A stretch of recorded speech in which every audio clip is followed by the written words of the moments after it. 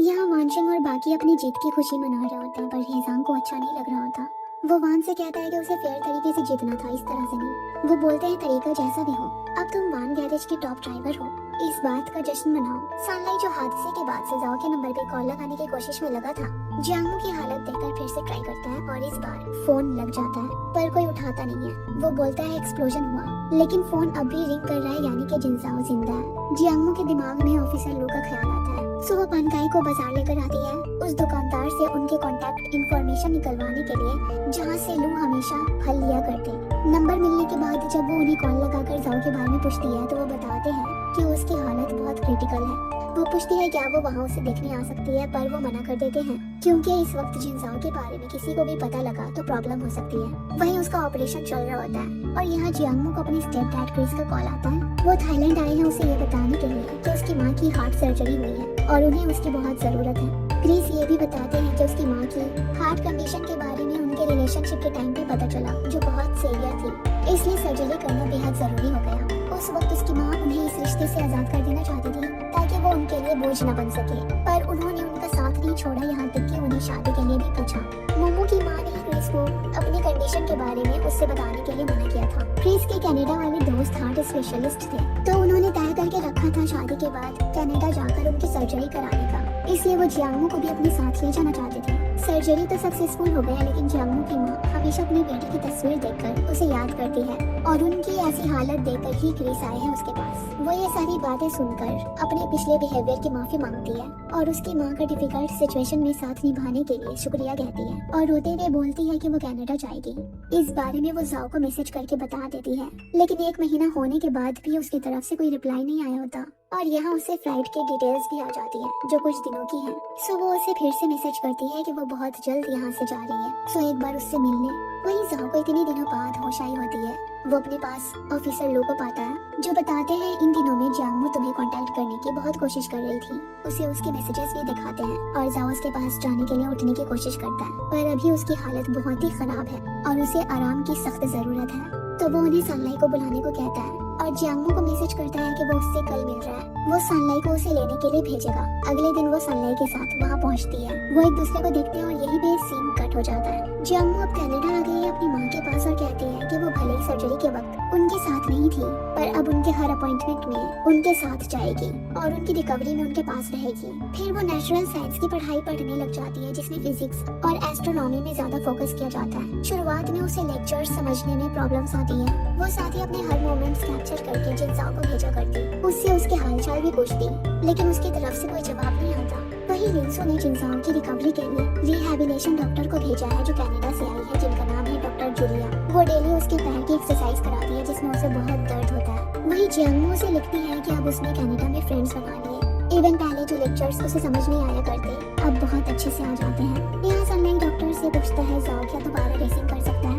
वो कहते हैं कि रेसिंग तो दूर की बात है, अगर ये बिना व्हील चेयर के चल पाने में भी कामयाब हो जाए तो वही बहुत बड़ी बात है। सानलाई उसे जियांगू के मैसेजेस पढ़ते हुए देखकर बोलता है कि 3 महीनों से वो तुम्हें लगातार मैसेजेस कर रही है, तुम इसे ऐसे ही सीन पे नहीं छोड़ सकते। पर वो उसमें बोझ नहीं बनना चाहता, बल्कि उसकी जिंदगी में खुशी चाहता है। वैसे भी उसे पता नहीं कि वो कभी अपने पाँव पे दोबारा खड़ा हो पाएगा या नहीं, या उम्र भर के लिए अपाहिज बन जाएगा, इसलिए उससे दूरी बना रहा है। सानलाई को भी जियांगू से कांटेक्ट में रहने से मना कर देता है और यहाँ वो जाओ के ऐसे नजरअंदाज करने पे रोती रहती है। वही जाओ की विल पावर और उसकी डॉक्टर दोनों उसकी रिकवरी में लगे होते हैं। तभी ऑफिसर लू आकर उसे एक गुड न्यूज देते हैं और बताते हैं कि स्मगलिंग का केस सॉल्व हो गया, जिसमें 800 मिलियन वॉन का पैसा इन्वॉल्व था और ये सब हिजांग के सामने आने से हुआ। उसने खुद को अरेस्ट करवाया और इस केस का बहुत बड़ा विटनेस बना। उसकी मदद से वो लोग इसमें इन्वॉल्व सभी को पकड़ पाए, चाहे वो वान दायोंग हो या वानशिंग, जो बाहर देश भाग रहा था और जिस मैकेनिक ने वानशिंग के कहने पे जाओ की कार के साथ छेड़छाड़ किया था, वो भी अरेस्ट हो गया। इवन वान दायोंग ने जाओ को पिछले केस में फंसाने का गुनाह भी कबूल कर लिया। जाओ का नाम अब फाइनली क्लियर हो गया। सो उसे इसकी खुशी होती है। तभी उसे जियांगू का मैसेज आता है जो कहती है मैंने खबरें देखी, अब ये मामला ओवर हो गया ना। वो उसे रिप्लाई करने जाता है पर अपने पाँव देखकर रुक जाता है। फिर हम वो सीन देखते हैं जहाँ पे वो जियांगू से आखिरी बार मिला था। उसने उसे थैंक्स कहा क्योंकि उसके वक्त पे उसे आगाह करने पे ही वो बच पाया और बोला कि उसे अभी अपनी माँ के पास जाना चाहिए, उन्हें उसकी ज्यादा जरूरत है। वो पूछती है क्या तुम मुझसे ब्रेकअप कर रहे हो। वो उसे पकड़ कर कहता है दुनिया घूमोगी तो मुझसे कहीं ज्यादा बेहतर लड़के मिलेंगे। अभी वो जियांगमू को मैसेज में कहता है कि वो यहाँ से बहुत दूर जा रहा है, वो ये नंबर अब से यूज नहीं करेगा। हाँ, पर एक बार नई जगह पे सेटल हो गया तो उसे इन्फॉर्म कर देगा। फिर सनलाइट से अपना नंबर कैंसिल करवा देता है। 6 महीने के बाद वो अपने गैरेज लौटता है जहाँ हर कोने में जियांगमू की यादें होती है। वो इसे बंद कर रहा है और चाइना जाने वाला है अपनी पढ़ाई कंटिन्यू करने और नई सिरे से जिंदगी की शुरुआत करने। उसके जाने के कुछ टाइम बाद जियांगमू अपने डैड से मिलने आ रही होती है। सो मीजुआन अपने हस्बैंड से पूछती है अगर वो जाओ के बारे में पूछेगी तो क्या कहेंगे हम। वो बोलते हैं कह देना कि उससे हमारा कांटेक्ट नहीं हो रहा, वो कहीं चला गया और तब से लौटा भी नहीं। इवन शिंग को भी यही बोलने को कहते हैं। इसीलिए जब जियांगमू मीजुआन से उसके बारे में पूछती है तो वो कहती है कि वो जाने से पहले यहाँ एक बार आया था पर उसके बाद इसे कभी नहीं लौटा। उसने ये भी कहा कि अगर वो नई जगह सेटल हो गया तो यहाँ पे दोबारा नहीं लौटेगा। वो पूछती है क्या वो इस फैमिली को ऐसे ही छोड़ देगा। वो कहती है जाओ चियांग का सगा बेटा नहीं है, इस फैमिली की देखभाल करने की जिम्मेदारी उस पे नहीं है। जियांगमू उसके गैरेज आती है पर वो बंद होता है तो वो सालने को कॉल लगाती है। जब जाओ के बारे में पूछती है तो वो भी सेम कहता है कि उसने भी उसे लंबे समय से कांटेक्ट नहीं किया। सो वो वापस कनाडा आ जाती है और 3 साल बाद हम देखते हैं उसे क्रिस की फैमिली के साथ क्रिसमस सेलिब्रेट करते हैं। उसकी माँ भी अब फुल रिकवर हो गई है। वहाँ हम निक नाम के लड़का को उसके खाने की तारीफ करता हुआ देखते हैं। वो जियांगमू को इतना पसंद करता है कि उसके लिए चाइनीज बोलना भी सीख गया, लेकिन वो अपना दिल उसके लिए नहीं खोलती, ना ही उन लड़कों के लिए जो उसे यूनिवर्सिटी में अप्रोच करते हैं। लेकिन वो एक बार ट्राई करती है मूव ऑन करने की, जिसके लिए वो कई ब्लाइंड डेट पे भी जाती है और इतने सारे लड़कों से मिलने के बाद भी उसके दिलो दिमाग से जाओ नहीं जाता। एक बार जियांगमू को उसका सीनियर जीजी अप्रोच करता है जो नामजिंग यूनिवर्सिटी में एस्ट्रोनॉमी की पढ़ाई पढ़ चुका है। वो बताती है कि उसका भी सपना वहाँ पढ़ने का था पर किस्मत ने उसे यहाँ पहुँचा दिया। एक रोज जब मोमो लाइब्रेरी में बुक्स में बिजी होती है तब वो उसके पास आता है और उसकी फाउंटेन पेन को देखकर तारीफें करता है। वो बताती है कि ये उसके एक्स बॉयफ्रेंड ने दी थी जिसे उसने सिर्फ 1 हफ्ते ही डेट किया। उसे ताज्जुब होता है कि 1 हफ्ते वाला बॉयफ्रेंड उसे इतना बेहतरीन गिफ्ट कैसे दे सकता है। उसे बताता है कि पेन का निब गोल्ड का है और कैप और बाकी के पार्ट सिल्वर के। वो सोचती है जब जाओ के पास कुछ नहीं था तब भी उसने हमेशा उसे बेस्ट प्रोवाइड किया। वो अपनी माँ के सामने भी हर पल जाओ की तारीफें करती रहती है और बताती है कि वो हर काम कर देता है, चाहे अप्लायंसेस ठीक करना हो या कुक करना, कार रिपेयर करने से लेकर बॉक्सिंग करने तक सब कुछ उसे आता है। इवन ड्राइविंग भी कमाल की करता है। तो उसकी माँ भी पूछती है कि वो अभी क्या कर रहा है। वो बोलती है कि उसे पता नहीं, वो लंबे अरसे से उसके साथ टच में नहीं है। ग्रेजुएशन के बाद जीजी नानजिंग जाकर एक ऑब्जर्वेटरी में काम कर रहा है। अभी वो किसी काम से यहाँ आया होता है और जियांगमू को ऑफर देता है ग्रेजुएशन कंप्लीट करने के बाद उसकी रिसर्च असिस्टेंट बनने की। फिर उसे एक गैदरिंग में बुलाता है जहाँ उसके कॉलीग्स और सुपरवाइजर होते हैं। वो जियांगमू को सबसे इंट्रोड्यूस कराता है। एक शख्स उसके पेंडेंट को देखकर बताते हैं कि ये पुराने टाइम में बहुत ही स्पेशल हुआ करता, आजकल दिखने को नहीं मिलता। इसमें जेड के पत्थर को हार्ट शेप में तराशा जाता है और ये सिंबलाइज करता है डीप लव को। ये सुनकर उसे जाओ की याद आ जाती है और सोचती है उसे इन कुछ सालों में किसी ने ऐसी स्पेशल फील नहीं कराया जैसे जाओ ने कराया। सो वो सीजी को बोलती है कि वो उसके ऑफर को एक्सेप्ट कर रही है और अपनी माँ से बोल देती है कि वो अपने करियर के सिलसिले में चाइना वापस जा रही है। पहले वो चियांग के घर आती है सबसे मिलने। जिनजाओ के बारे में पूछती है तो उसके डैड बताते हैं कि उसने पैसे भिजवाए लेकिन खुद कभी नहीं आया। जब वो पानकाई से मिली जो अब फाइनली एग्जाम पास करके अपने डैड की फैक्ट्री में मैनेजर है, उसने बताया कि जाओ पिछले साल आया था यहाँ पे जब उसकी शिपमेंट में प्रॉब्लम्स आ रही थी, रिप्लेसमेंट नहीं मिल रहा था। तब किसी अननोन नंबर से उसे कॉल आया और उसने सामने से ऑफर दिया सामान का, वो भी मार्केट प्राइस से कम। उसे लग रहा है कि शायद उसने ये मदद इसलिए की क्योंकि पानकाई ने उसके कार की रिपेयरिंग अपनी फैक्ट्री में कराई थी। ये सब सुनकर जियांगमू का शक यकीन में बदल जाता है कि उसके डैड और बाकी सब झूठ कह रहे थे। जो शख्स शिंग का सका भाई न होने के बावजूद भी उसकी सर्जरी के लिए इलीगल मॉडिफिकेशन कर सकता है, वो इस फैमिली को ऐसे कैसे अबैंडन कर सकता है। सो वो फाइनली ग्रेजुएशन के बाद नानजिंग आ जाती है जो अब बहुत बदल चुका होता है। उसने ऑब्जर्वेटरी के पास एक कमरा रेंट पे लिया। एक दफा जब सीजी उसे ऑब्जर्वेटरी दिखाने ले आया तब वो फिनिक्स के ट्रीज को देखकर इसकी हिस्ट्री बताती है और पास के कैफे में बैठे अपने सपने के बारे में कि उसे माउंटेन फूड जो इसी तरह से फिनिक ट्री से गिरी हो, वहाँ अपना एक कैफे शॉप खोलने का शौक था। इवन उसने शॉप का नाम भी सोच लिया था जो था मोमो। जब वो स्ट्रीट फूड एंजॉय करते हैं वहाँ पे हम जिनसाओ को देखते हैं। जैसे ही मोमो आती है वैसे ही वो चला जाता है। एक दूसरे से रास्ता टकराने के बावजूद भी दोनों की मुलाकात नहीं हो पाती। वो रियल एस्टेट एजेंट से बात करने आई होती है अपनी नानजिंग के पुराने घर को खरीदने की, पर वो बताते हैं कि वो ऑलरेडी पिछले साल सेल हो गया। सो वो कहती है कि वो बायर को थोड़ा ज्यादा पैसे दे देगी लेकिन बस किसी तरह से उसे रीसेल करा दे। पर वो बताते हैं कि जिस शख्स ने एक दिन में ही पूरा पेमेंट कर दिया उसे ज्यादा पैसों में क्या मतलब होगा। लेकिन फिर भी जियांगमू उससे फेस टू फेस मिलकर रिक्वेस्ट करना चाहती है। वो बताते हैं कि वो हमेशा बिजी रहता है, यहाँ पे महीने में कुछ दिन के लिए ही आता है। पर वो फिर भी अपॉइंटमेंट कराने की कोशिश करेंगे। फिर जियांगमू की नजर एक डॉगी पे पड़ती है जिसे देखकर उसे लाइटनिंग की याद आ जाती है। वो सोचती है कि वो भी इतना बड़ा हो गया होगा। दरअसल वो कनाडा जाने से पहले सनलाई से डॉगी के वैक्सीनेशन की बात करने आई थी, लेकिन उसने बताया कि लाइटनिंग मिसिंग हो गया, उसका न्यूटर कराना था और इस हाल में डॉगी इम्पल्स होकर भाग जाते हैं। ये सुनकर जियांगमू बहुत रोई। सो उसने कहा कि अगर वो उसे मिला या फिर वापस आया तो वो उसे कुरियर करा देगा। उसके जाने से पहले सनलाई ने ये भी बोला कि अगर जाओ ने उसे छोड़ दिया और अब्रॉड में भी उसे अच्छा नहीं लगा तो वो यहाँ पे वापस आ सकती है, वो उसका पूरा ध्यान रखेगा। पर उसने बोला कि जाओ उसे कभी भी नहीं छोड़ेगा। अभी वो ऑब्जर्वेटरी में एक प्रोजेक्ट पे काम करना शुरू भी कर चुकी है। उसे रियल एस्टेट एजेंट का कॉल भी आता है जो बताते हैं कि बायर मिलने को तैयार है, बस एक बार डेट और टाइम कंफर्म करने की जरूरत है। एक दिन जियांगमू वॉक पे निकलती है, एक डॉगी आकर दुम हिलाने लगता है। उसे जो लड़की टहला रही थी बताती है कि उसके बॉस का डॉगी है जो कॉफी शॉप की ओनर है। वैसे तो ये ऐसा नहीं करता पर पता नहीं आज क्या हो गया। जियांगमू बोलती है कि उसका डॉग भी कुछ ऐसे ही था, इससे मिलता जुलता। तभी उसे ज़ेची को कॉल आता है जो बताता है कि वो कुछ दिनों के लिए बिजनेस ट्रिप पे बीजिंग आया है। पर एयरपोर्ट जाने के रास्ते में उसने ठीक उसी तरह के कॉफी शॉप को देखा जिसका जिक्र वो कर रही थी। इत्तेफाक से उसका नाम भी मून था।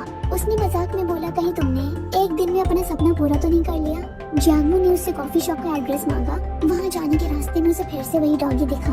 उसके दिमाग में कुछ आया, उसने उसे लाइटनिंग कहा तो वो उसके पास भागता हुआ चला आया और अपने साथ कॉफी शॉप तक ले गया। ये ठीक वैसे ही फिनिक्स ट्री से घिरा हुआ था जैसे उसने जाओ को बताया। शॉप का नाम मून भी होता है। अंदर उसने मून और स्टार्स की पिक्चर्स देखी, टेलीस्कोप भी पाया और वहाँ की स्पेशल कॉफी पीकर कंफर्म हो गया कि ये जाओ ही है, क्योंकि इसका टेस्ट बिल्कुल वैसे ही था जैसे वो उसके लिए बनाया करता। उसने ओनर के बारे में बहुत कुछ पूछने की कोशिश की। स्टाफ्स ने बताया कि उसके बॉस यहाँ बहुत कम ही आते हैं, हमेशा बिजनेस ट्रिप्स में बिजी होते हैं या फिर स्कूल में थीसिस प्रपोजल देने जाते हैं, इसलिए वो लोग डॉगी की देखभाल करते हैं और वॉक कराते हैं। जब जियांगमू ने उनसे उसके बॉस की कॉन्टैक्ट इन्फॉर्मेशन मांगी तो उन्होंने उसे एक डायरी देकर अपना नाम और कॉन्टैक्ट नंबर रजिस्टर करने को कहा, क्योंकि बहुत सारी लड़कियाँ उनसे उसके बॉस का नंबर मांगती है तो वो उसकी डिटेल्स भी बॉस को दिखाएंगी। अगर वो इंटरेस्टेड रहे तो वो लोग उसे बता देंगे। सो उसने अपने फाउंटेन पेन से अपनी डिटेल्स लिखकर उसी में जानबूझकर छोड़ दिया। फिर वो घर पे आकर कॉफी शॉप को सर्च करती है जहाँ पे फोटोज वगैरह दिखती है, लेकिन सिर्फ ओनर का बैक फोटो था और कुछ कमेंट्स जिसमें लिखा था कि ओनर शादीशुदा है और उसके बीवी बच्चे अब्रॉड में रहा करते हैं। पूरे 1 हफ्ते हो जाते हैं पर उसे सामने से कोई मैसेज नहीं आता तो वो फिर से वहाँ जाती है अपना पेन वापस लेने के लिए। पर स्टाफ्स बताती है कि उसके बॉस ने उसका पेन रख लिया और कहा संडे मॉर्निंग आकर उनसे ले जाने को। वो जाओ से मिलने के लिए ड्रेस चूज कर रही होती है, तभी उसे ज़ेची का कॉल आता है जो बताता है कि उनकी टीम 1 हफ्ते में बिजनेस ट्रिप पे जा रही है, इसलिए संडे सुबह को मीटिंग हो रही है। इसी सिलसिले में मीटिंग के दौरान वो बस यही सोचती है कि ये जल्दी से खत्म हो और स्टाफ्स को कॉल लगाकर बोलती है कि उसे आने में थोड़ी देर हो जाएगी। वो कहती है कोई बात नहीं, बॉस ने कहा है कि आप आराम से आना। सो वो जब वहाँ पे पहुँचती है तो वो लोग उसे छत पे भेजती है जहाँ पे उसके बॉस बैठे उसका वेट कर रहे होते हैं। वो जब जाओ को देखती है तो उसके अंदर कई सारे इमोशंस उमड़ने लगते हैं। वो भी उसे देखकर इमोशनल होता नजर आता है। जियांगमू बोलती है तो तुम्हें समझ आ गया था कि ये मैं ही हूँ। वो कहता है हर किसी को टेलीस्कोप यूज करना, लाइटनिंग को स्ट्रेंज फील कराना नहीं आता और ये पेन भी सिर्फ तुम्हारे पास हो सकता है। वो पूछती है तुम स्कूल जा रहे हो क्या? वो कहता है हाँ, बस कुछ डिग्री लेने के लिए। वो जब पूछती है उसने उसे कांटेक्ट क्यों नहीं किया तो उसने कहा कि इतने साल गुजर गए थे तो सोचा उसका उसे रीच आउट ना करना ही बेहतर होगा और क्या पता उसे कोई मिल गया हो तो सिचुएशन ऑकवर्ड हो जाता।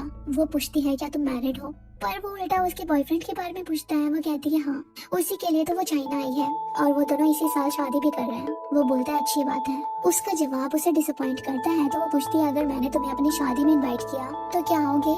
वो कहता है मुझे पता नहीं था मैं यहाँ पे होऊंगा या नहीं। वो बोलती है कि वो उसे एडवांस में बता देगी, इसलिए उसका कॉन्टेक्ट नंबर मांगती है और ये भी पूछती है कि पुराना घर तुम्ही ने खरीदा है। वो कहता है हाँ। फिर वो उसे WeChat पे ऐड करती है। वो उसके सन के प्रोफाइल को देखती है और अपने मून वाले डीपी को। फिर सोचती है कि उसने उसके लिए एस्ट्रोनॉमी चुना क्योंकि ये जिनजाओ का सपना था जो वो डिफिकल्ट सिचुएशन की वजह से पूरा नहीं कर पाया और जिनजाओ ने उसको कॉफी शॉप खोलने का सपना पूरा कर दिया। वहीं जिम में जाओ अपने मसल्स पे जोर देने की कोशिश कर रहा होता है। फिर डॉक्टर जूलिया को बताता है कि उसका कोर मसल्स अब भी रिस्पॉन्ड नहीं कर रहा। वो उसे इतना इंटेंस एक्सरसाइज करने से मना करती है और इसे स्लोली पेशेंस के साथ कंटिन्यू करने को बोलती है। वहीं जियांगमू देखती है जाओ ने उसके इतने सारे मैसेजेस का रिप्लाई सिर्फ ठीक है में दिया। तभी उसे ज़ेची का कॉल आता है जो उसे उनके कलीग की शादी में इनवाइट करता है तो उसके दिमाग में एक खुराफाती आइडिया आता है। वो वेडिंग फोटो देखकर ब्राइड के चेहरे पे खुद का चेहरा एडिट करके लगा देती है और जाओ को भेजकर बताती है कि वो अगले हफ्ते शादी कर रही है, तो उसे जरूर से आना होगा। एक तो वैसे ही उसकी फैमिली वाले यहाँ पे मौजूद नहीं है, तो उसका दुल्हन की फैमिली की तरफ से रहना जरूरी है। साथ ही ट्रेडिशनल गोल्ड ज्वेलरी, पैसे और बहुत सारे गिफ्ट प्रिपेयर करने को कहती है। जाओ का तो ये देखकर हालत खराब हो जाता है, लेकिन फिर भी वो वेडिंग में आता है। पर वहाँ पे ब्राइड की तस्वीर देखकर समझ जाता है ये जियांगमो की शरारत थी उसे तंग करने की। वो उसे कॉल लगाकर बोलती है क्या हुआ, तकलीफ हुई है खुशी? वो बोलता है मैंने सब तैयार भी कर लिया था, क्या अब भी चाहिए तुम्हें ये सब? वह कहती है हाँ क्यों नहीं, वैसे तो मैं कुछ दिनों में बिजनेस ट्रिप पे जा रही हूँ, पर सच में मैं शादी करने वाली हूँ। वो तो बस मेरे बॉयफ्रेंड के साथ थोड़ा झगड़ा हो गया, सो हमने वेडिंग होल्ड पे रखा हुआ है। जाओ उसके मजाक सुनकर हंसता रहता है। फिर जियांगमो ट्रिप पे बीजिंग चली जाती है मीटिंग खत्म होने के बाद। जब वो मोबाइल चेक करती है तो जाओ का कोई भी मैसेज आया नहीं होता, तो सोचती है कि हमेशा वही पहल करती है और इस बार भी मैसेज करके बताती है कि वो बिजनेस ट्रिप से लौट रही है। वो बोलता है कि वो नानजिंग में नहीं है। वहीं हम उसे कार के स्ट्रक्चर पे प्रेजेंटेशन देता हुआ दिखते हैं। जियांगमो वापस आते ही कॉफी शॉप जाती है। वो लाइटनिंग के साथ सेल्फी लेकर जाओ को भेजती है। वो कहता है कि वो कल वापस आ रहा है, तो जियांगमो डॉगी को अपने साथ ले जाते हुए स्टाफ से बोलती है अपने बॉस से कह देना इसे वापस आकर मेरे घर से ले जाए। वो लोग घबराते हुए जाओ को कॉल लगाती है, पर वो कामली कहता है ओके। दूसरे दिन जियांगमो डॉगी को वॉक पे लाती है, तभी उसे जाओ का मैसेज आता है जो उसका एड्रेस पूछता है और कहते हैं कि वो कुछ देर में आ रहा है। पर जब वो वहाँ आती है तो वो अपार्टमेंट के बाहर उसका वेट कर रहा होता है। उसे देखकर वो सोचती है कि वो न जाने कितने हैंडसम वेल एजुकेटेड लड़कों से मिली, लेकिन आज तक उनमें से कोई भी उसके हार्ट बीट को टेस्ट नहीं कर पाया, ना ही उसे नर्वस और एक्साइटेड किया जितना जाओ से मिलने के बाद हो रहा है। उसे तो लगा था कि शायद वो ऐसा फील करना ही भूल गई है, लेकिन अब जाओ को अपने सामने खड़ा देखकर उसे समझ आ गया कि वो उसे कभी भूल नहीं सकती। वो पूछती है यहाँ बाहर क्यों, जब मैंने अपने यूनिट का नंबर भी बता दिया, क्या मेरे बॉयफ्रेंड की वजह से? वो पूछता है क्यों तुम उसके प्लेस में रह रही हो? वो कहती है नहीं, हम दोनों ने ये रेंट पे लिया है, वैसे तो हमारी शादी की डेट अभी डिसाइड नहीं हुई, तो हमने घर ओन करने के बारे में भी नहीं सोचा।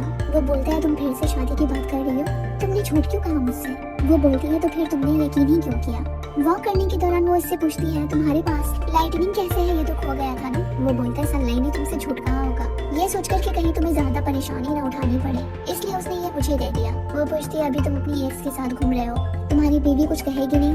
वो बोलता है और तुम्हारा बॉयफ्रेंड? वह कहती है वो माइंड नहीं करेगा क्योंकि वो खुद खूबसूरत लड़कियों के साथ घूमता फिरता है। जाओ बोलता है क्या वो तुम्हें इस तरह से ट्रीट करता है? वो कहती है क्या बताऊं, मैंने एक बार नया मोबाइल लेने की बात की तो उसने कहा तुम गेम थोड़ी खेलती हो, तो तुम्हें नए मोबाइल की क्या जरूरत है, इसलिए उसने वो पैसे अपनी गेमिंग गियर पे लगा दिए।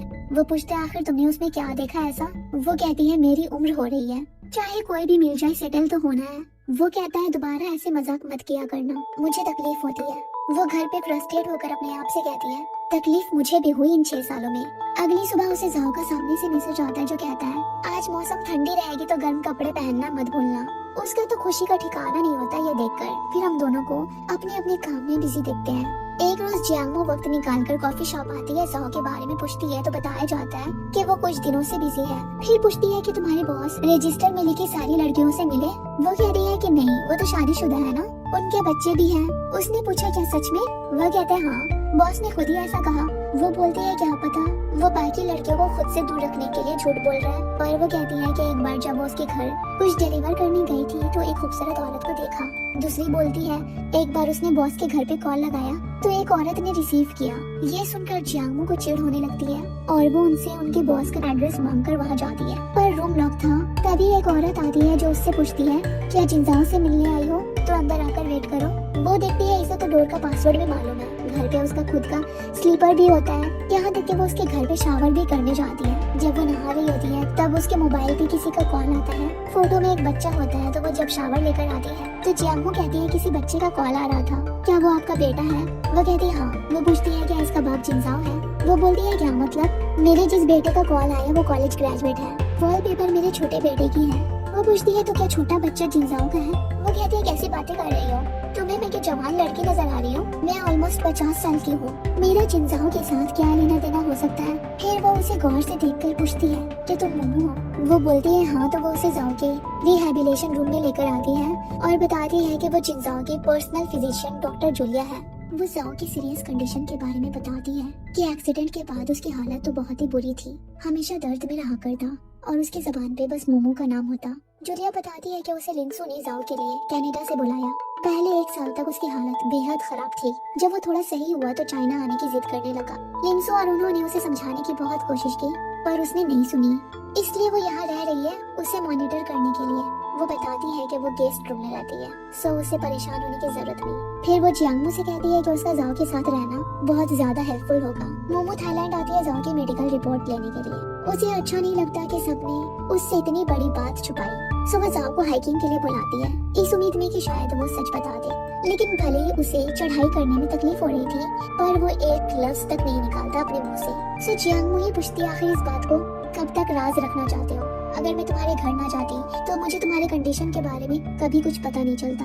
वो कहता अगर उसकी हालत बेहतर होती तो वो खुद उसके पास जाता, पर उसकी ना हालत सही थी ना रहने का कोई ठिकाना। वो रोते हुए बोलती है तो क्या हुआ, मुझे कम से कम बताना तो चाहिए था ना। वो बोलता है उस वक्त तुम यंग थी, मैं तुम्हें सफर करते नहीं देख सकता था।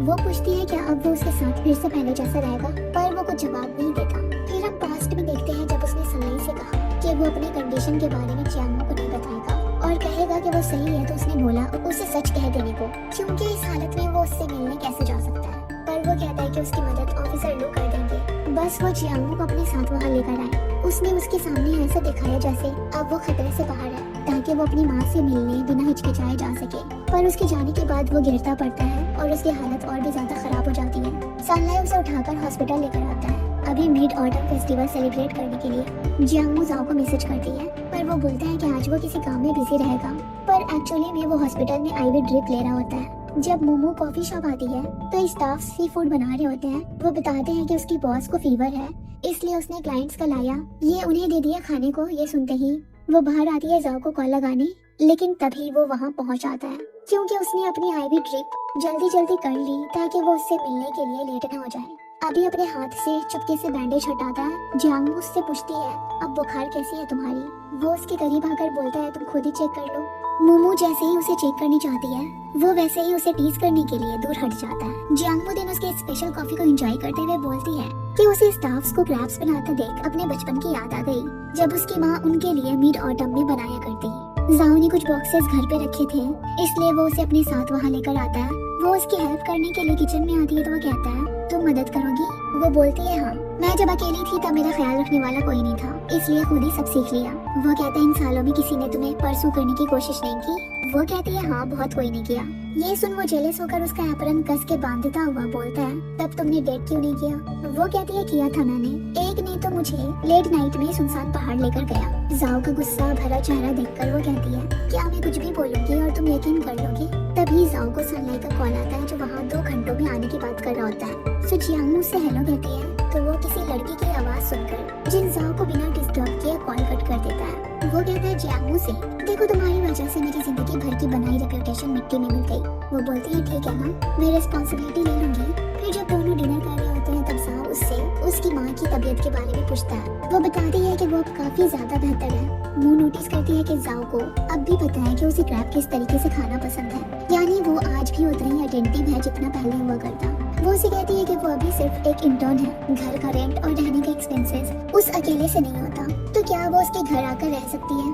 पर वो बड़े प्यार से मना कर देता है। तो वो उसे मनाने के लिए बोलती है कि उसका रूममेट हर रात गायब हो जाता है, जब रहता है तो अजीब सी लाउड म्यूजिक सुनता है जिससे उसका काम बहुत ज्यादा हैम्पर हो जाता है, इसलिए वो वैसे ही कहीं शिफ्ट होने के बारे में सोच रही थी। वो कहता है तुम्हारे बहाना बनाने की आदत अब तक नहीं गई। वो जब उसे बहुत ज्यादा रिक्वेस्ट करने लगती है तो वो याद करता है कि कैसे एक बार अपनी इस हालत की वजह से उसका हाथ उसे ड्रॉ नहीं कर पा रहा था। जब उसे सनलाई ने बताया कि जियांगमू से उसने बोला था कि वो उसका ध्यान रखेगा अगर उसके दोस्त ने उसे छोड़ दिया, तो उसने बोला कि वो उसे कभी अबैंडन नहीं करेगा।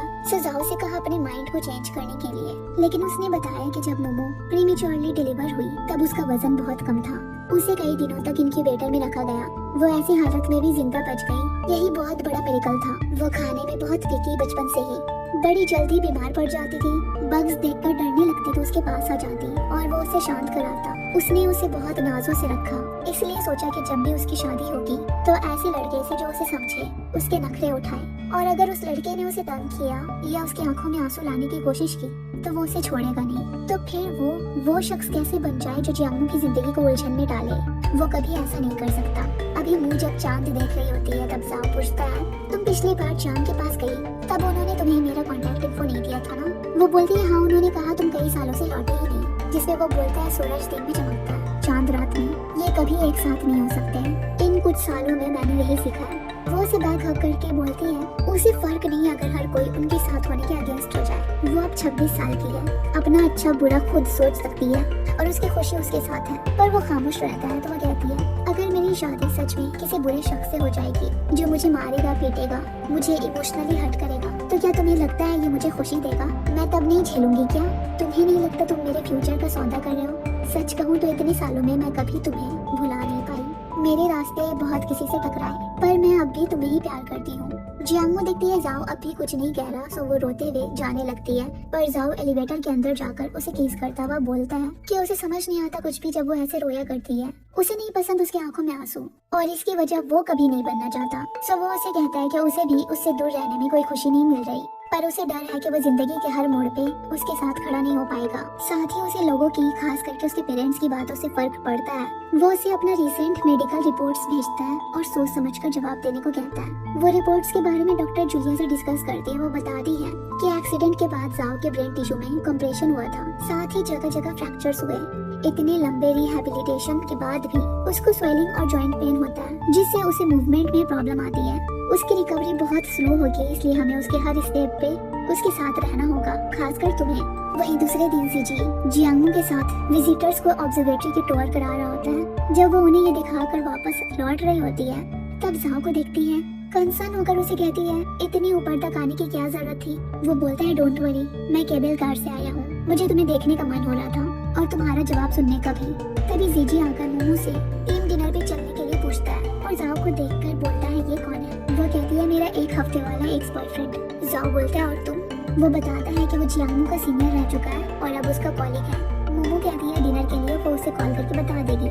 फिर जाओ को ऑब्जर्वेटरी घुमाती है और अपने साथ छत लेकर आती है और दिखाती है आसमान जहाँ पे सन और मून साथ दिख रहे होते हैं। वो बताती है कि हर साल इस वक्त पे अर्थ का ऑर्बिट सन के अराउंड और मून का ऑर्बिट अर्थ के अराउंड स्लाइटली चेंज होता है, जिससे सन और मून एक ही होराइजन पे दिखाई देते हैं। सो उसका कहना है जब नेचुरल लॉ सन और मून के ऑल्टरनेट को लेकर एब्सोल्यूट नहीं है तो लोग क्या होंगे? वो उसे कहती है कि सन और मून साथ में भी चमक सकते हैं और इनका अलग होना तो नामुमकिन है। और यही उसका जवाब भी है कि वो भी जाओ से कभी अलग नहीं रह सकती। वो इमोशनल होकर उसे हग करता है। फाइनली अब उनके बीच की दूरियां मिट गई हैं और दोनों ने रिकंसिल कर लिया। जियांगो जाओ को अपने साथ टीम डिनर पे लेकर आती है और सबसे उसे अपने करंट बॉयफ्रेंड के तौर पे मिलाती है। इसी बात पे जीजी और बाकी पूछते हैं तब शादी कब कर रहे हो?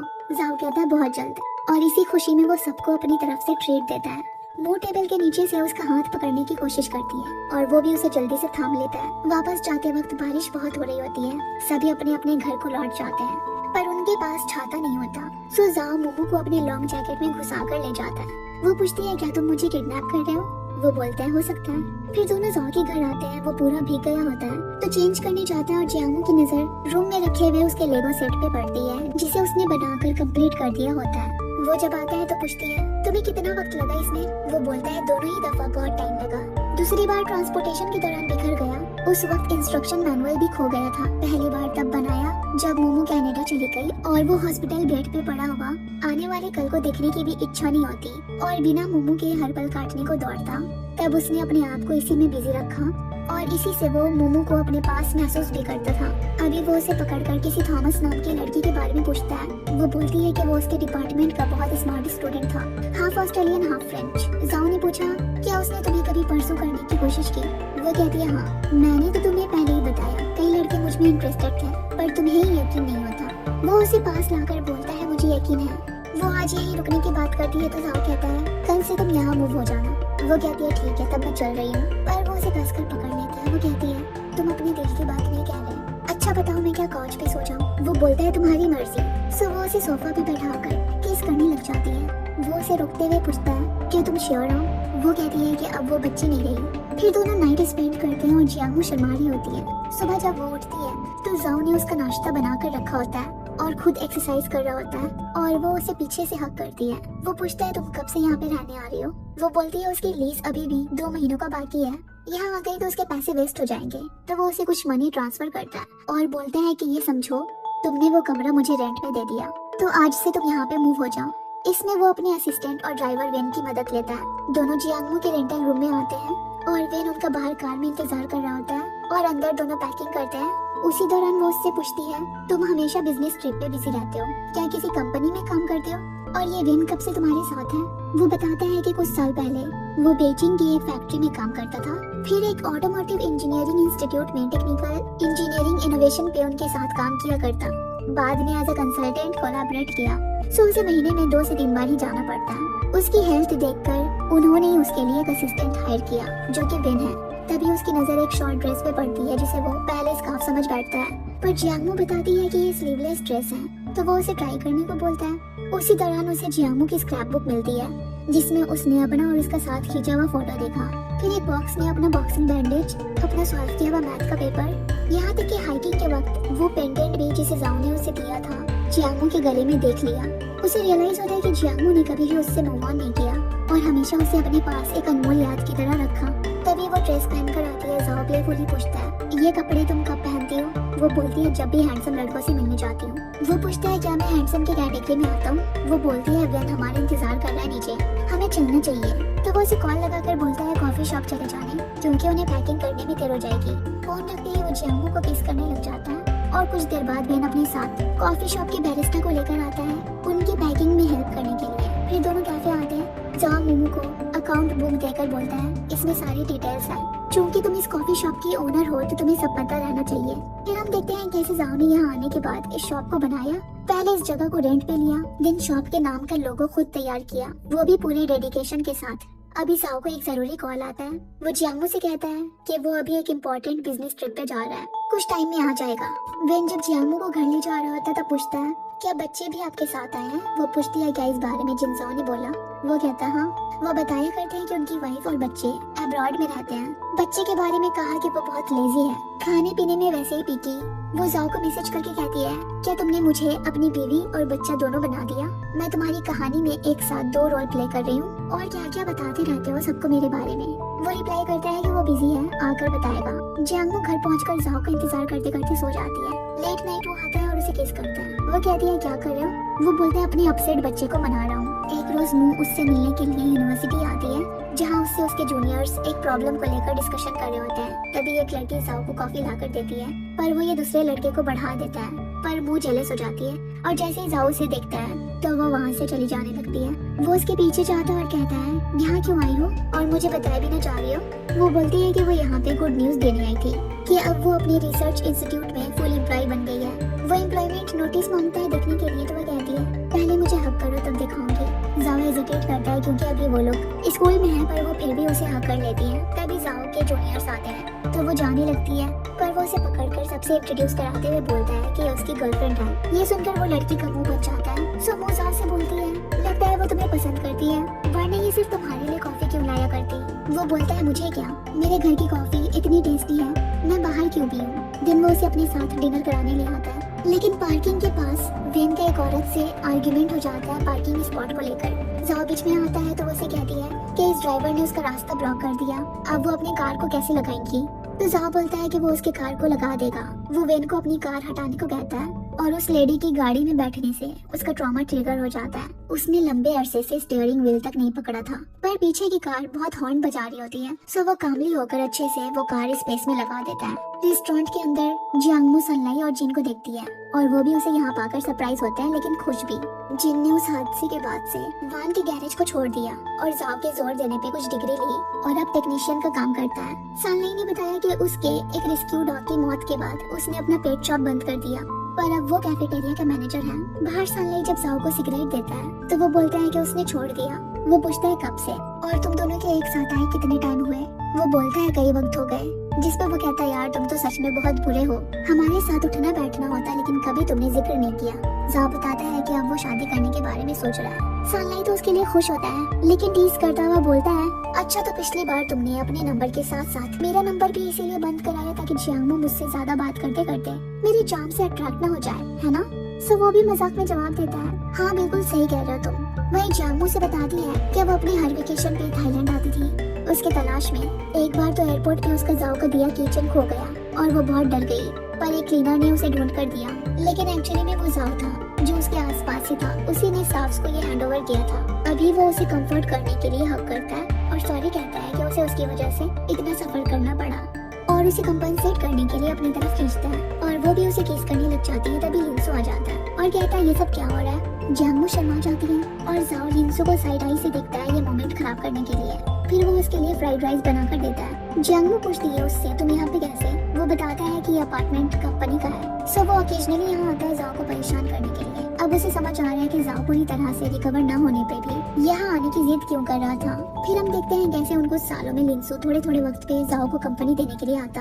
वैसे तो उसे जाओ की मदद के बदले एक बार 1-on-1 रेस करनी थी, लेकिन उसकी सिचुएशन को देखकर उसने उसे अपने रेसिंग क्लब में एक स्पेशल पोजीशन का ऑफर दिया जहां उसे मेंटोर करना था यंग लोगों को, और होपफुली उसने ये ऑफर ले लिया और इसी सिलसिले में वो अक्सर बिजनेस ट्रिप्स पे जाया करता है। पर जाओ को साथ ही पढ़ाई भी कंप्लीट करना था जैसे कि वो चाहती थी, सो वो दोनों काम साथ साथ करता था। पर अभी लिंसू यहाँ पे उसे फिर से अपने रेसिंग टीम में ज्वाइन करने की बात करने आया होता है, क्योंकि उसकी डॉक्टर जूलिया से बात हुई। उन्होंने कहा कि अब जाओ रिकवर हो रहा है तो वो फिर से ड्राइविंग कर सकता है, बस उसे अपने पे भरोसा होना चाहिए। मोमो को भी लगता है कि जाओ को इसके बारे में सोचना चाहिए, पर वो अभी हेजिटेट कर रहा होता है। अगले दिन जिन जाओ और लिंसू बाजार आए होते हैं ऐसे वॉक करते हुए जैसे रैंप पे चल रहे हो, पर तभी उनका स्वैग बाजार ले रही औरतें उन्हें धक्का देकर उतार देती है। वही लिंसू दिखता है जाओ बस जियांगमू के लिए सब ले रहा है। सो पूछता है क्या उससे शादी करने का इरादा बना लिया। वो कहता तुम्हें कैसे पता चला। वो बैग्स दिखाकर बोलता है साफ दिख रहा है, तुमने तो मेरे लिए एक भी चीज नहीं खरीदा। उसके बाद हम तीनों को आर्केड में फन करते हुए देखते हैं। लिंसू दोनों को देखकर स्माइल करते नजर आता है। फिर जब वो जाओ के साथ कार की गेम खेल रहा होता है तब भी उसे फिर से उसके ऑफर के बारे में सोचने के लिए कहता है, पर वो जियांगमू को पानी लाने का बोलकर भिजवाता है और लिंसू से कहता है कि वो मोमो को टेंशन नहीं देना चाहता, जिसपे वो बोलता है हाँ उसने तुम्हारा 6 साल तक इंतजार किया, ऐसी लड़कियां बहुत कम दिखने को मिलती है, तुम्हारा सोचना गलत नहीं है, लेकिन फिर भी मेरे ऑफर पे एक बार जरूर से गौर करना।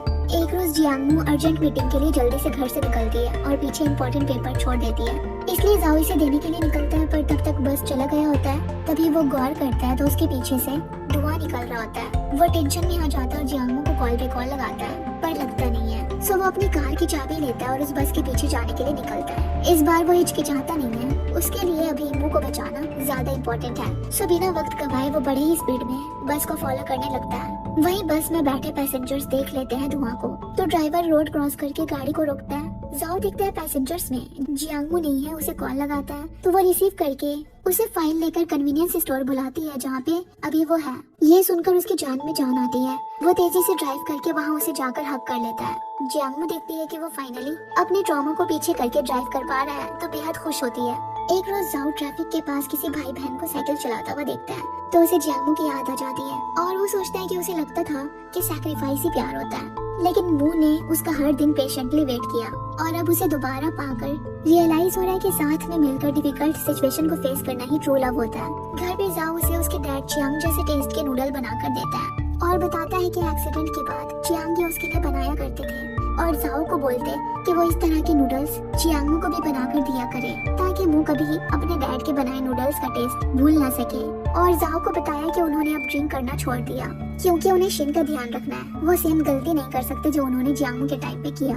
अभी जाओ बोलता है तुम्हारे डैड बूढ़े हो रहे हैं इसलिए अब थोड़े सेंटिमेंटल हो गए हैं, उन्होंने रियलाइज किया कि वो तुम्हारे बहुत से इंपॉर्टेंट पलों में तुम्हारे पास नहीं थे, इसलिए वो इसी नूडल से तुम्हें कंपनसेट करना चाहते हैं। वो कहती है कि उसने उन्हें कब का माफ कर दिया, उसे बस इतना याद है कि उसके डैड को रेसिंग करना अच्छा लगता और वो हमेशा उसे कार्स दिखाने ले आते हैं। पर जाओ कहता है कि वो उनके जैसा नहीं है, रेसिंग उसका ड्रीम नहीं है बल्कि उसे खुश देखना उसका सपना है। वो बोलती है उसका भी सेम है, इसलिए वो जो भी करे वो हमेशा उसे सपोर्ट करेगी।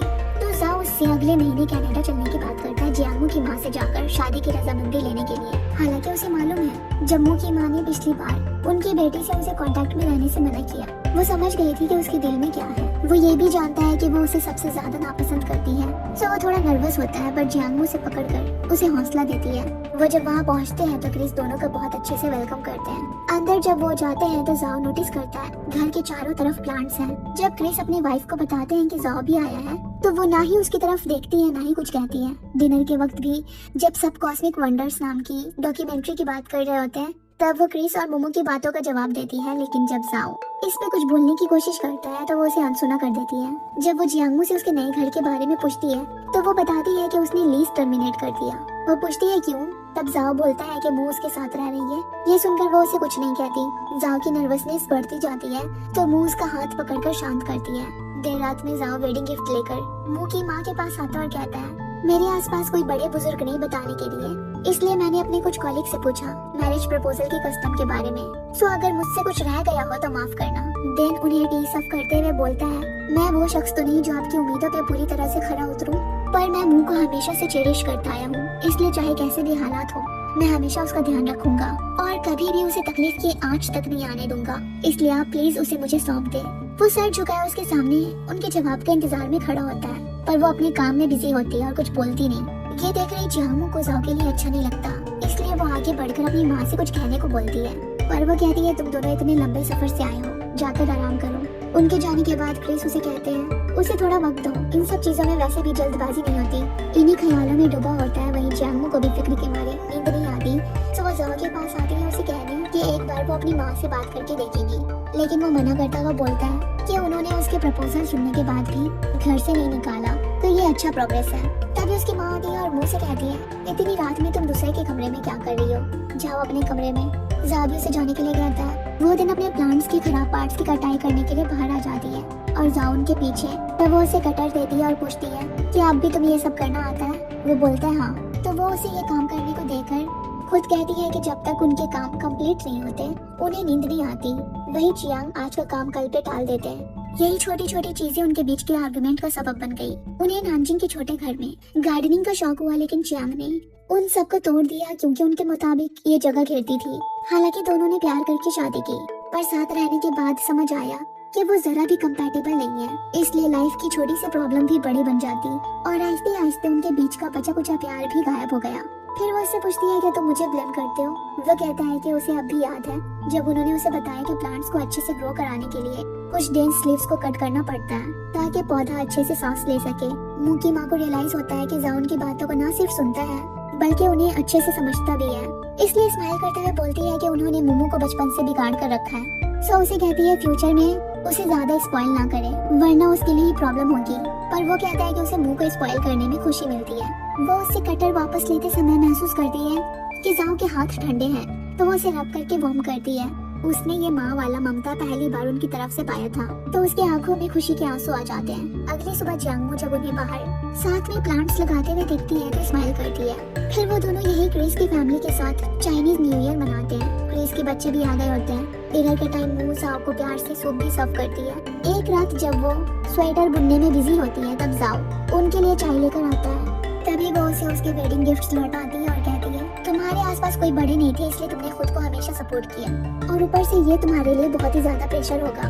वो कहता है बिल्कुल भी नहीं। ये लौटाकर बताता है कि ये सब अब वो हैंडल कर सकता है। उनके वापस चाइना जाते समय क्रिस अपनी वाइफ का भेजा गिफ्ट जाओ को देता है। फिर वो अपनी बेटी के साथ बाहर आती है और मोमो का हाथ जाओ को सौंपती है और इसके साथ साथ अपना ख्याल रखने को भी बोलती है। फिर हम पास्ट में देखते हैं मू की माँ असल में अपने हस्बैंड चियांग का गुस्सा और नाराजगी जाओ पे निकाला करती थी, इसलिए एक बार ममता में आकर उन्होंने उसके लिए जो स्कार्फ बनाया वो भी नहीं दिया।